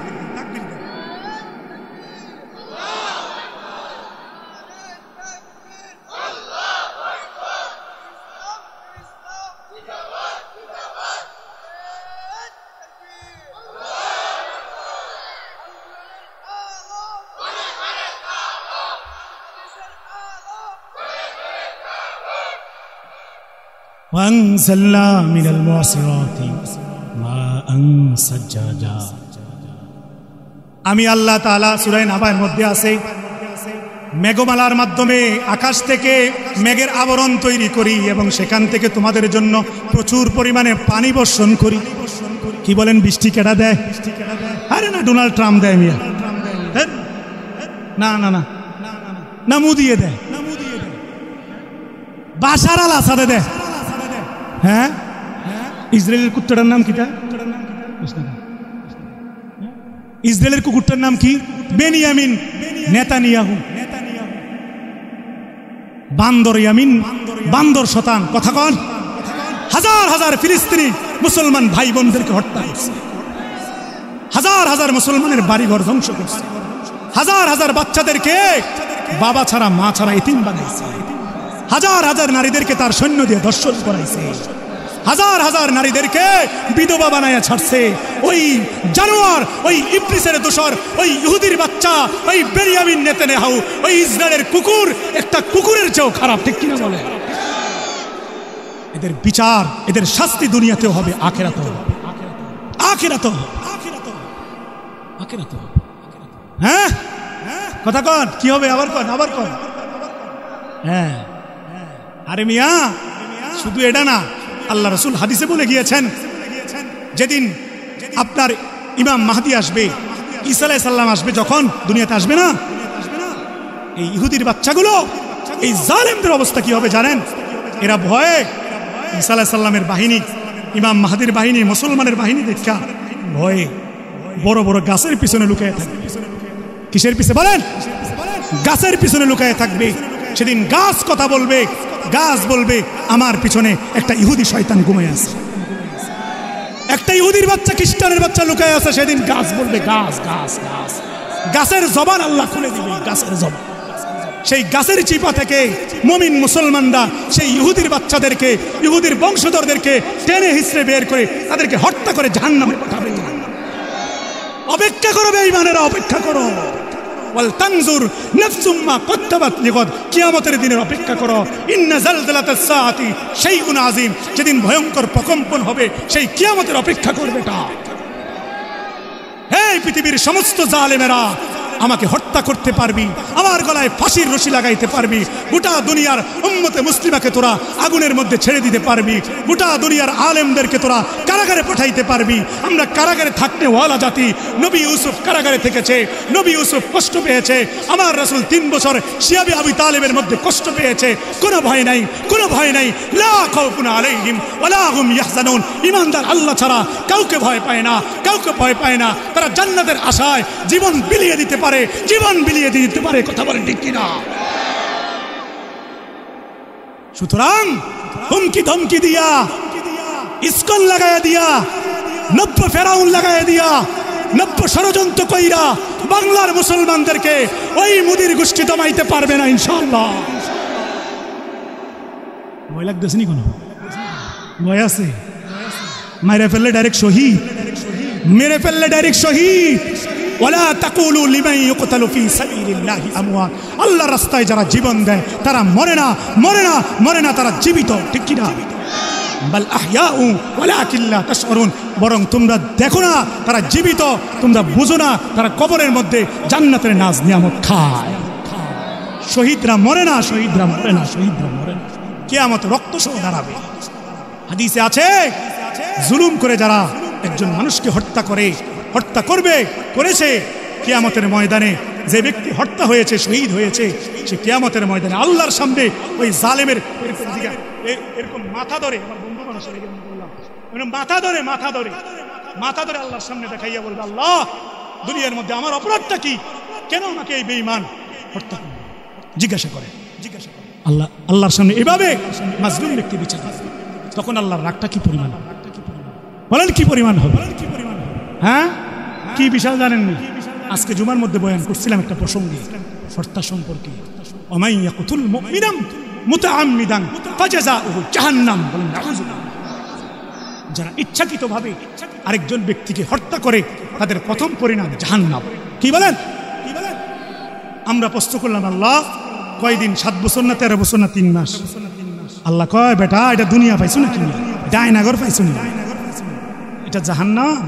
এই খুনি যখন জাহান্নামে ঢুকবে, খালিদান ফিহা, স্থায়ীভাবে, স্থায়ীভাবে, কোনো সময় নেই, সময় নেই, খালি থাকবে, খালি মাইর খাবে। গদিবাল্লাহ, আমি আল্লাহর রাগ তার উপর থাকবে, লানা, আমার অভিশাপ তার উপর থাকবে, তারা কেউ বাঁচাইতে পারবে না, কোনো সুপারিশে কাজ হবে। ওয়া'আদ্দা লাহু আযাবান আযীম, তার জন্য আমি বিশাল শাস্তি রেডি করে রাখছি। সাবধান, খুনিরা সাবধান হয়ে যায়। মনে করছো দুনিয়ার মধ্যে হাত করা খুলে ফেলছে, হাসো না। এক কারাগার থেকে আরেক কারাগার যাওয়ার সময় মিডে মিডে আসো, আল্লাহর পিঠা তো রয়েছে, কথা কও। মনে করছো হঠাৎ করে বাইরে যাইবে, আরে কয়দিন মরণ লাগতো না, মরণ লাগবে নি, হত্যার বিচার হবে না আল্লাহর কাছে। হ্যাঁ, যারা হত্যা হয়েছে, গুলি খেয়েছে যে আবু সাঈদ, সে মাথা ধরবে, মাথা, জালেমের মাথা ধরে আল্লাহর কাছে বিচার চাই। কথা বলেন, আল্লাহ রসুল বলেন কিয়ামতের ময়দানে আল্লাহ তাআলা যখন বান্দার অধিকার সম্পর্কে বিচার করবেন, এর মধ্যে প্রথম বিচার হবে হত্যার বিচার। কিসের বিচার? হত্যার বিচার, হত্যার বিচার। এজন্য আমার ভাই, খুন থেকে সাবধান, ঠেকবাজি থেকে সাবধান, চাঁদাবাজি থেকে সাবধান, সন্ত্রাসীগিরি থেকে সাবধান। ঠিক কিনা? যুবক ভাই, চুল রাখছো না এটা কাটিং কইরা, কিন্তু মানুষকে ঠেকবাজি করে কষ্ট দিবা। কথা বলো। যুবক ভাই, তোমার এক ভাই হিসেবে বললাম, কোন মানুষের হক নষ্ট করবে, বলো ইনশাআল্লাহ, জোরে বলো ইনশাআল্লাহ। রাস্তার চিপার মধ্যে দাঁড়াইয়া কোন মেয়েকে ডিস্টার্ব করবে, কারণ এটার মধ্যে ধরা আছে, বাস্তব না বাস্তব, একটু ধরা আছে, আরো আছে মিয়া, আর বুঝাইন না। সাবধান, এগুলো ছেড়ে দাও, এগুলো ছেড়ে দেবো ইনশাআল্লাহ। হাত উঠায় বলো ইনশাআল্লাহ, আরো জোরে বলো ইনশাআল্লাহ। নারায়ে তাকবীর, আল কোরআনের আলো, আল হাদিসের আলো। আল্লাহ আমার সব যুবক ভাইকে কবুল করে নাও, বলেন আমিন। কষ্ট হইতেছে? কি এর কষ্ট হইতেছে? আমার জান শেষ। হ্যাঁ, আমি শেষ করে ফেলবো, শুধু আয়াতের অর্থ কমে, এরা রঙে আছে, 12টা বাজে। না না না, আমার মাহফিল আরো আছে ভাই। যদিও আল্লাহ তাআলা যখন কথা বলায় তখন সব ক্লান্তি দূর হয়ে যায়, বলেন আলহামদুলিল্লাহ। হ্যাঁ, আমার বড় ভাই আশরাফি সাহেবকে আমরা সবাই সতর্ক করি। উনি একবার ইন্ডিয়া থেকে চিকিৎসা করে আসছে, আনিসুর রহমান আশরাফি সাহেব 4-5 লাখ টাকা খরচ করে এটা বাইর করে গলা চিকিৎসা করে আনছে, ভিতরে একটা সমস্যা হয়েছিল আরো কয়েক বছর। এরপরেও উনি সতর্ক, ডাক্তাররাও বলছে আপনি কথা কমায় দেন, মাহফিল কমায় দেন, কিন্তু ওনার হৃদয়ের মধ্যে এই যুবকদের জন্য জ্বালা পোড়া, এই যুবকদের জন্য পরিবর্তনের জন্য উনি কেঁদে কেঁদে মানুষের দাঁড়ে দাঁড়ে ঘুরে বলে, যুবক ভাই তোর পায়ে ধরে বললাম তুই আল্লাহকে ভয় কর, আল্লাহকে ভয় কর, আল্লাহকে ভয় কর, আল্লাহকে ভয় কর। অনেকে মনে করে মাহফিল বেশি করলে মনে হাদিয়ার জন্য ধরায়। না ভাইয়া, আমাদের 14 গোষ্ঠীর খবর নিয়ে দেখো, আমরা বাজেট করি না, গলা কাটা বক্তা না, না না না না। জিজ্ঞাসা করে দেখেন কমিটিকে, 1 টাকার জন্য চাহিদা চাইছে। গলা কাটা বক্তা আমরা না, আমরা বক্তাই দাবি করি না। আমরাও গুনাহগার, আপনারাও গুনাহগার। আমরা আল্লাহর কাছে ক্ষমা চাই, আমরাও ভালো হতে চাই, আপনাদেরকেও ভালো করতে চাই, ঠিক কিনা বলে? এটারই অভিনয়, নাটক, সুর শুরু করতাম না। যা বলবো মন থেকে বলবো, যা হবার হবে, ফায়সালা রব্বুল আলামিন দিবে। আমার ভাইয়া দেখেন, এর পরে আয়াতে শুধু অনুবাদটা বলবো, ইয়াউমা তারাউনাহা তাযহালু কুল্লু মুরদিআ আম্মা আরদাআত ওয়া তাদউ কুল্লু যাতি হামলিন হামলাহা ওয়া তারান নাসা সুকারা ওয়া মা হুম বিসুকারা ওয়ালাকিন্না আযাবাল্লাহি শাদীদ। আল্লাহ বলেন, সেই কিয়ামতের যখন কম্পন তৈরি হবে, কিয়ামতের মাঠে উঠবেন না, ভাগ্যের না মুনাজাত আছে না, একবারে শেষ করে দিছি, অনেক করছি নাকি, একবারে শেষ করে দিছি, আরো কয়েক মিনিট চলবে, একটু অপেক্ষা করে একটু মিলাই দিই কথা। কিয়ামতের ময়দানে, কিয়ামতের মাঠ যখন কায়েম হবে, তার আগে দিয়ে যখন ইসরাফিল সিংহায় ফুৎকার দিবে, যখন কম্পন তৈরি হবে, সকল মানুষগুলো এই পরিমাণ দৌড়াদৌড়ি করবে, সকল মানুষগুলো এরকম অস্থির হয়ে যাবে, সবাই বুঝে যাবে, আরে এতদিন তো বুঝি নাই, হুজুররা কত কইলো কিয়ামতের কথা, এখন দেখি কিয়ামত হয়ে যাইতেছে। ভয়ে আতঙ্কে কেউ এদিকে কেউ ওইদিকে দৌড়াবে। ইয়াউমা তারাউনাহা তাযহালু কুল্লু মুরদিআতিন আম্মা আরদাআত। একটা মা বাচ্চাকে কি পরিমাণ আদর করে, কি বলেন, করে না? কোলের যেই বাচ্চা, শিশু, 1 বছরের বাচ্চা, 6 মাসের বাচ্চা, এটাকে ঘরের মধ্যে রাখা, এটার চিন্তা মোটেও করবে না, নিজের নফসের চিন্তা, নিজের জাহান্নামের ভয়ে, আল্লাহর ফয়সালার ভয়ে, গুনাহের ভয়ে একবার এইদিকে একবার পৃথিবীর ওই প্রান্তে দৌড়াবে। সন্তানটাকে ভুলে, কি একটা ভয়াবহ দিয়ে, কি একটা ভয়াবহ দিয়ে, কি একটা ভয়াবহ দিয়ে, কি বলে? এরপরে আল্লাহ বলেন, ওয়াতাদাউ কুল্লু যাতি হামলিন হামলাহা। মহিলারা যখন দৌড়াবে রাস্তা দিয়া, কোন কোন মহিলার পেটের মধ্যে হালাল বাচ্চা আছে, মনে করে কিয়ামতের মাঠ যখন কায়েম হয়ে যাচ্ছে, সিংহায় যখন ফুৎকার হয়ে গেছে, পৃথিবী যখন থরথর করে কাঁপতেছে, আকাশ যখন ভেঙে পড়তেছে, জমিন যখন ফাঁক হয়ে যাচ্ছে, সাগর যখন গর্জন করতেছে, ওই ভয়াবহ কঠিন সময়টাতে মহিলাগুলো যখন দৌড় মারবে, যাদের পেটে বাচ্চা, মহিলাগুলোর খবরও থাকবে না, কখন জানি তার গর্ভের বাচ্চা নিজে নিজে প্রসব হয়ে মাটিতে পড়ে গেছে, বাচ্চার দিকে তাকাবে না, বাচ্চা বাঁচলো না মরলো এটা ভাববে না, নিজের ভয়ে, নিজের জাহান্নামের ভয়ে নফসি নফসি নফসি নফসি করতে করতে দৌড়াবে। আল্লাহ এটাই বলেন, ওয়া তারান নাসা সুকারা ওয়া মা হুম বিসুকারা। আল্লাহ বলেন, মানুষগুলো এভাবে দৌড়াবে ভয়ে, মনে হয় যেন মাতাল মাতাল মাতাল, মদ খেয়ে মাতাল যেরকম দৌড়ায়, পাগলের মতন হয়ে যায়, এভাবে দৌড়াবে। আল্লাহ বলেন, না না না, ওয়া মা হুম বিসুকারা, এরা মাতাল না, এরা আমি আল্লাহর ভয়ে। একটু পরে ফয়সালাটা যদি কি হয়, এই ভয়ে, এই ভয়ে, এই ভয়ে, এই ভয়ে আতঙ্কে থাকে। কারণ ওয়ালাকিন্না আযাবাল্লাহি শাদীদ।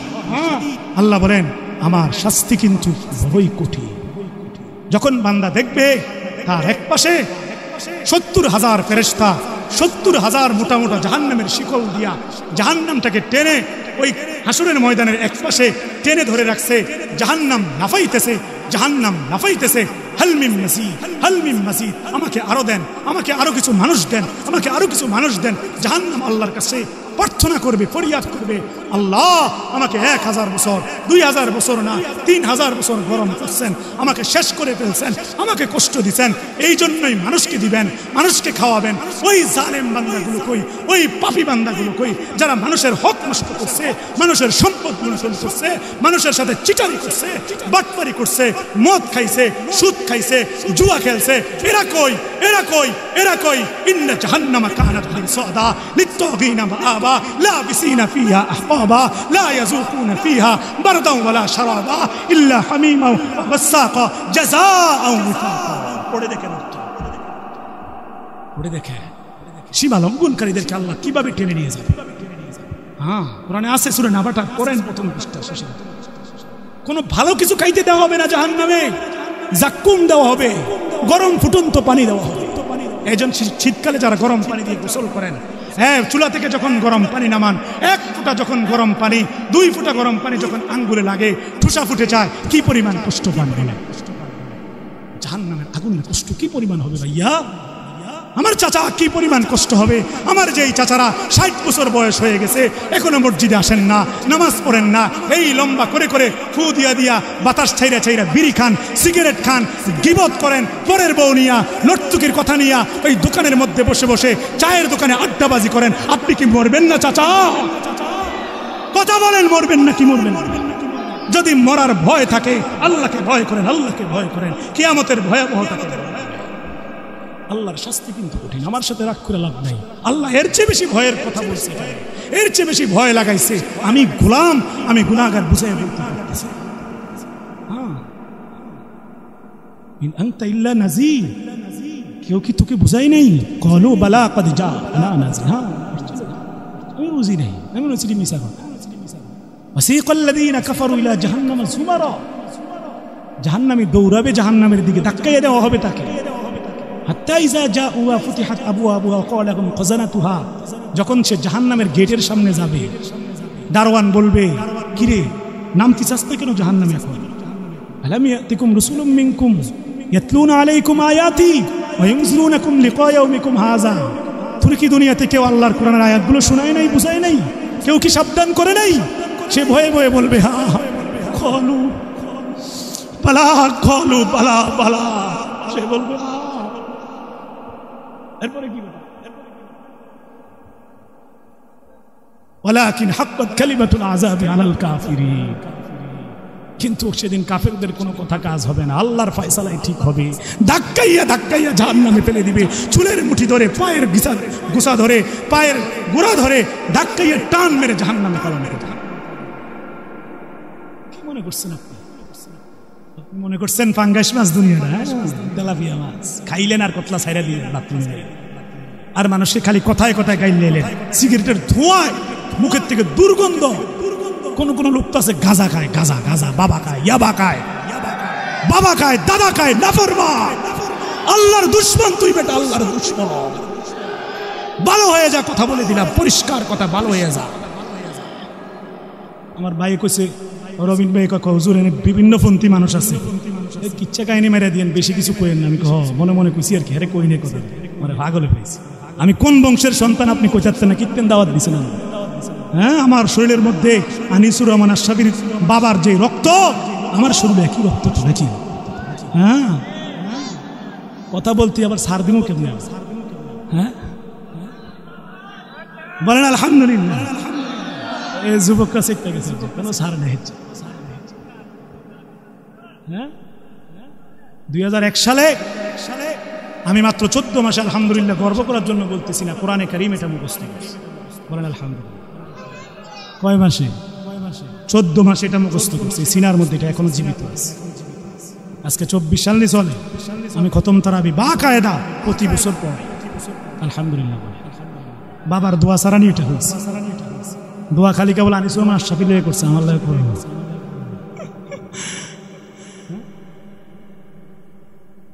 আমার মা এবং বাবা যেই বছর হজে গেছে, আল্লাহর ঘরের গিলাফ ধরে যে দোয়া করছিল, তারা এসে বলতো, আব্বা বেশি বলতো, কেন জানি আমার এই ছোট ছেলের কথা বেশি মনে হয়েছে, মানে আমার কথা সবাইকে এটা বলতো, আমি বেশি তার লেগে দোয়া কথা, তার জন্য দোয়া করছি।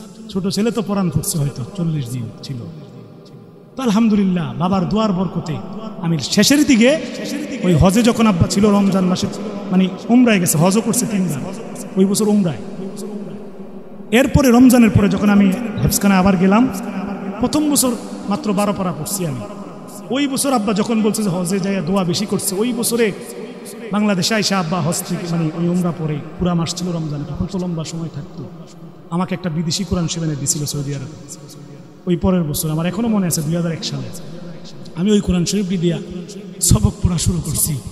প্রথম বছর 1 বছরে পড়ছিলাম 12 পারা, পরের বছরে মাত্র 4 মাসে আমি 18 পারা মুখস্থ করছি। ওই একটা ফিকির আমার এখনো মনে আছে, ওই ছোটকালের কথা, আমার বয়স তখন 11 বছর। এই আশা নিয়া আমার আব্বার এই দোয়ার কথা মনে কইরা, আল্লাহর কসম বিশ্বাস করেন, এই বছর যখন রমজানে আমার বড় ভাই আনিসুর রহমান আশরাফি সাহেবের সাথে উমরায় গেছিলাম, আমি একটা দোকান খুঁজতেছিলাম যেখানে একটা লাইব্রেরি পাওয়া যায়, একটা কুরআন শরীফ পাওয়া যায়। আমার ভাই বলতেছে, কি খুঁজছ তুই? ওই যে গড়ি টাওয়ারটার পাশে একটা মার্কেটে। আমি আসতে বললাম, ভাইয়া আমি একটা কোরআন শরীফ হাদিয়া দিয়ে নিয়ে যাবো। কেন? বাংলাদেশি কোরআন শরীফের অভাব? আমি বললাম না ভাই, অভাব না।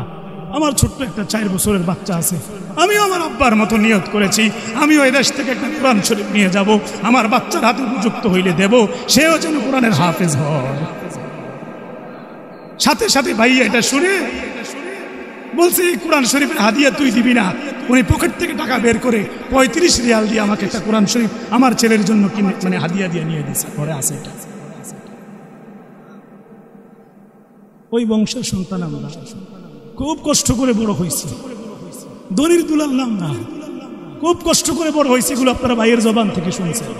কষ্ট করে আমরা বড় হয়েছি, খুব কষ্ট করে বড় হয়েছি। মাত্র 20-30 টাকার বাজার দিয়ে আমরা সংসার চালাইছি। এখন বাবা কবরে, খাওয়ার জন্য আর বাবা নাই। এখন আমাদের টাকা আল্লাহ তাআলা দিচ্ছে, বাবাকে একটা ফল খাওয়ানোর মতো সুযোগ নেই, শুধুই কবরে দোয়া পাঠাই। আলহামদুলিল্লাহ, বছরে 8 থেকে 10 খতম কোরআন শরীফ আমি গোলাম পড়ি, আমি গুনাহগার। আমার বাবার জন্য নিয়ত করে, মুরব্বীদের জন্য। আমাদের মধ্যে অনেকে আছে পুরা বছর এই কোরআনটা খুলে দেখার সময় পায় না। কত মুসলমান মা এই কোরআন শরীফ পড়তে জানে না, বাচ্চাটাকে কোরআন শিখায় না, বাচ্চাটাকে কোরআন শিখায় না। সকালবেলা হাট্টিমে টিম পড়ার জন্য কিন্টার গার্ডেনে পাঠায়, কিন্তু আল্লাহর কোরআনটা শিখায় না। মক্তবে পাঠাইতে বললে মক্তবে পাঠায় না। মক্তবের হুজুরের 100 টাকা বেতন, 50 টাকা বেতনটা 3 মাস ঘুরায়, কিন্তু স্যারের বেতন ঠিক মতো না। এই তুমি কিসের বেতন মিয়া? 35 রিয়াল দিয়ে মিয়া, 35 রিয়াল দিয়ে মিয়া কোরআন শরীফ নিয়েছে মিয়া, তুমি 50 টাকা দিয়ে হুজুর মিয়া ঘুরাও। কিসের মুসলমান? রাগ করতেছেন? বাচ্চাকে কোরআন শিখাবেন? কথা বলেন। ডাক্তার বানান, কোনো মানা নাই। ইঞ্জিনিয়ার বানান, কোনো মানা নাই। সব শিখান, সমস্যা নাই, কিন্তু আগে কোরআন। আগে কি? মুসলমানের সন্তানের সিনায় কি দিবেন? আগে কোরআন দিবেন, হাদিস শিখাবেন। মাসআলাগুলো নুরানি পড়াইয়া মাসালাগুলো শিখতে হবে। নামাজের মাসালা, রোজার মাসালা, হজের মাসালা, বিভিন্ন মাসালা আছে না নাই? বাচ্চা যেন পরিপূর্ণভাবে তলাবুল ইলমি ফরিদাতুন আলা কুল্লি মুসলিমিন ওয়া মুসলিমাতিন হক আদায় করে একটা পরিপূর্ণ জ্ঞান শিখে, এরপরে আপনি ডাক্তার, ইঞ্জিনিয়ার, ব্যারিস্টার বেলে সব মানান।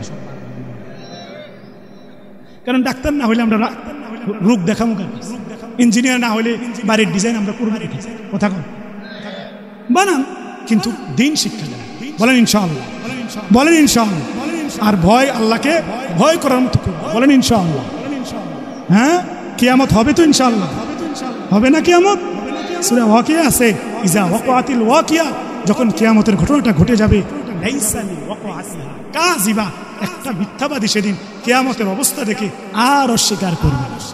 সেদিন ট্রাম্প মিয়া, বেনিয়ামিন নেতানিয়াহু, ফেরাউন্না, নমরুদ্দা, কারুন, হামান, সাদ্দাত, আবু জাহেল, কেউ সেদিন কিয়ামতের দৃশ্য দেখে আর আল্লাহকে অস্বীকার করতে পারবে না। জালেমরা ভয়ে থরথর থাকে, ঠিক কিনা বলে? আর যারা আল্লাহওয়ালা তাকওয়াবান, হাউজে কাউসারের পানি পান করে তৃষ্ণা মুক্ত হবে, আরশের ছায়ার নিচে ছায়া পাবে, বিচার সহজ হবে, নবী সিদ্দিকদের সাথে সোজা জান্নাতে চলে যাবে। আল্লাহ কবুল করে বলেন আমিন। আল্লাহ আমাদের সবাইকে কবুল করে। জান্নাতে যেতে চাই তো ইনশাআল্লাহ? আল্লাহকে ভয় করবো তো ইনশাআল্লাহ? ওজনে কম বেশি করবো? এই তো সোজা গেছে। মানুষের সম্পদ লুণ্ঠন করব, ডাকাতি, সিটারি, বাটপারি, সুযোগ পাইলে একটা দামি মোবাইল চুরি করবো নি? জীবনেও না, জীবনেও না। বলেন ইনশাআল্লাহ। আজকে একটু আগে দেখলাম আমাদের কুমিল্লায় এক কুলাঙ্গার, একবারে দাড়ি পাকা মুরব্বী, অটো রিক্সা চালা। ওই রিক্সার একটা কোনা, একটা মানে চাক্কার একটা মাথা, এক দুষ্ট যুবকের মোটরসাইকেল একটু গুতা লাগছে, ধাক্কা লাগছে। সেই মোটরসাইকেল থেকে নাইমা ওই মুরব্বী তার দাদার বয়সী চাচাটাকে ইচ্ছে মতন কিল বসি দিয়া রাস্তায় ফালাইয়া দিয়া মোটরসাইকেল টান দিয়ে চলে গেছে। 10-15 মিনিট পরে ওই মুরব্বী রাস্তাতে ইন্তেকাল করছে। কি আল্লাহ, নাউজুবিল্লাহ। কত বড় ডাকাত, কত বড় ডাকাত, কত বড় বেহায়া, কত বড় জালেম ওই যুবক, যে এই মুরব্বীটাকে, বাবার বয়সী মুরব্বীকে দায়িত্বে গুছিয়ে মারলো। এই যে খুনটা করলো, এই হত্যার শাস্তি ডাইরেক্ট কোথায়? আর একটু আয়াত মনে নেই না? জাহান্নাম।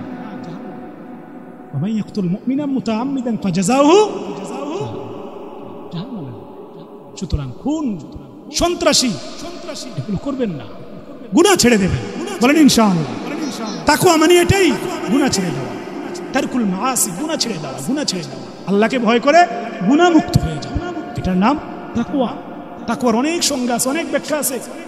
হ্যাঁ, এক সাহাবী বলেন, রাস্তা দিয়ে, মরুভূমি দিয়ে যদি কাঁটা থাকে, কাঁটার মধ্যে যেন পাও না বিঁধে, এরকম ভাবে সতর্ক হয়ে যেভাবে ওই রাস্তা চলতে হবে, ঠিক এমনি ভাবে জীবনের প্রতিটা ক্ষেত্রে, সকাল থেকে নিয়ে রাত পর্যন্ত, আমার কথা শেষ 1 মিনিটে, সকাল থেকে নিয়ে রাত পর্যন্ত আল্লাহ যেভাবে চলতে বলেছে, রাসূল যেভাবে চলতে বলেছে, কোরআনে যেভাবে আমাদেরকে চলতে বলা হয়েছে, এভাবে গুনে গুনে হিসাব করে মেপে মেপে জিন্দেগি কাটানোর নামই হচ্ছে তাকওয়া বা আল্লাহর ভয়।